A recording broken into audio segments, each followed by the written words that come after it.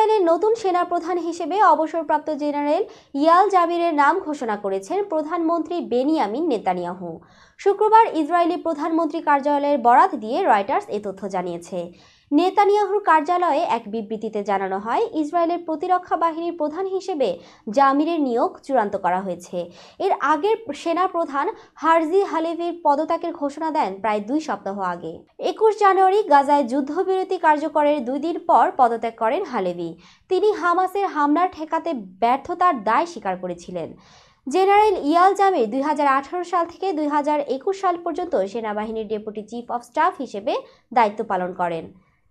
এছাড়া তিনি সেনাবাহিনীর সাউথ কমান্ডের প্রধান ছিলেন। জামির নেতানিয়াহুর সামরিক সচিব হিসেবেও কাজ করেছেন। এই পরিবর্তন ইসরায়েলের সামরিক নেতৃত্বের জন্য একটি নতুন দিক নির্দেশ করে, যা দেশে এবং আন্তর্জাতিক অঙ্গনে আলোচনার জন্ম দিয়েছে।